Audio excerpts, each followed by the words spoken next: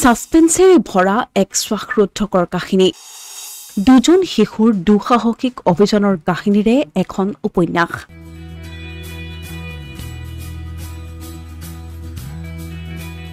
যিখন শিশুসকলৰ বাবে এখন উৎকৃষ্ট উপন্যাস যিখনৰ বাবে ৰহস্য সম্ৰাট খ্যাত ৰঞ্জু হাজৰিকালৈ 2024 বৰ্ষৰ শিশু সাহিত্য অকাডেমী বঁটা দুজন শিশুৰ দুঃসাহসিক অভিযানৰ কাহিনীৰে ৰচনা কৰা হৈছে এই উপন্যাসখন যি সময়ত শিশুসকলৰ মাজত কিতাপ পঢ়াৰ মানসিকতা যথেষ্ট হ্ৰাস পাইছে আৰু শিশুসকল কম্পিউটাৰ টেলিভিছন বা মোবাইলৰ মাজতে আবদ্ধ হৈ পৰিছে সেই সময়ত শিশুৰ মনোযোগ ঘূৰাই আনিব পৰা এখন উৎকৃষ্ট উপন্যাস উপন্যাসখনৰ নাম বিপন্ন বিস্ময় খেল 200ৰো অধিক শিশু উপযোগী গ্ৰন্থ ৰচনা কৰা সাহিত্যিকগৰাকীয়ে এই প্ৰাপ্তি নিখন্দেহে এক আনন্দৰ বাতৰি বুলি উল্লেখ কৰে মই এইটো ভাবি লিখা নাছিলো যে সাহিত্য একাডেমী বা শিশু সাহিত্য একাডেমী বঁটা এটা লাভ কৰিম আৰু যেটো মই সৃষ্টি কৰোঁ তাত মই মন প্ৰাণ দি পেলাই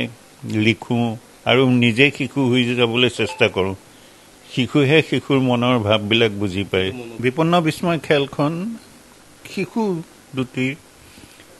এডভান্সাৰমূলক কাহিনী তেওঁলোকে মানে এডভান্সাৰত জপিয়াই পৰি ভাল পায় কিবা এটা ৰহস্য পালে তাক উন্মেষণ কৰিবলৈ চেষ্টা কৰে আৰু তেওঁলোকে মানে পৰাজয় স্বীকাৰ কৰিব নিবিচাৰে তেনেকুৱা দুটি শিশুৰ ওপৰত মই উপন্যাসখন লিখিছিলোঁ বিভিন্ন শিতানত 2024 বৰ্ষৰ সাহিত্য অকাডেমী বঁটা ঘোষণা কৰা হৈছে সাহিত্য অকাডেমীৰ 2024 বৰ্ষৰ বাবে ঘোষণা কৰা যুৱ সাহিত্যিক পুৰস্কাৰৰ বাবে নিৰ্বাচিত হৈছে নলবাৰীৰ চিকিৎসক ডাক্তৰ নয়নজ্যোতি শৰ্মা জালকটা জুই ত্ৰস্তা নয়নজ্যোতিৰ শৰ্মাই অসমীয়া বাতৰি কাকতত লেখা মেলা কৰি কম দিনৰ ভিতৰতে এগৰাকী পৰিচিত লিখক হৈ পৰে চৰকাৰী আয়ুৰ্বেদিক চিকিৎসা মহাবিদ্যালয়ৰ পৰা শিক্ষাৰ্থীৰে স্নাতক আৰু স্নাতকোত্তৰ ডিগ্ৰী লাভ কৰা নয়নজ্যোতি শৰ্মাৰ নাম নলবাৰী সমাজ জীৱনৰ লগত জড়িত হৈ আছে শৰ্মাৰ এনে সফলতাত নলবাৰীত আনন্দৰ সৃষ্টি হৈছে এই বঁটা প্ৰাপ্তিয়ে মোক অত্যন্ত সুখী কৰিছে আৰু মোক সাহিত্যৰ প্ৰতি দায়বদ্ধ হ'বলৈ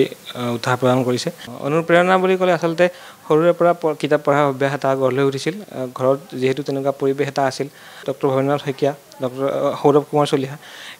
এই দুগৰাকী মহান গল্পকাৰৰ অনুপ্ৰেৰণাতে বহুত যথেষ্ট সংখ্যক গল্পকাৰে গল্প লিখিব আৰম্ভ কৰিছে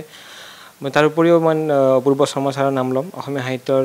যিগৰাকী বৰেণ্য গল্পকাৰে মোক প্ৰতিপলে অনুপ্ৰেৰণা যোগায় অপূৰ্ব শৰ্মা ছাৰৰ কথা বিশেষভাৱে ক'ব লাগিব এইবেলি বড়ো ভাষাত শিশু সাহিত্য অকাডেমী বঁটা লাভ কৰিছে ভাৰ্জিন জেকোভা মুছাহাৰীয়ে ভালেই লাগিছে খবৰটো শুনি পেলাই মই মুঠতে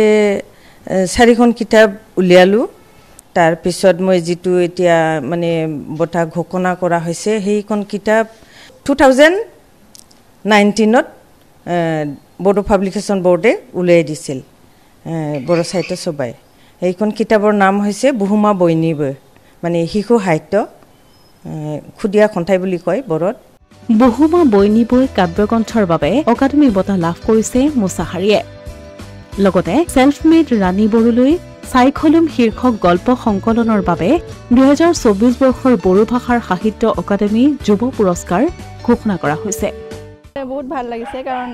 মানে এটা আনএক্সপেক্টেড ড্ৰিম সপোন মানে পূৰণ হৈছে তেনেকুৱা লাগিছে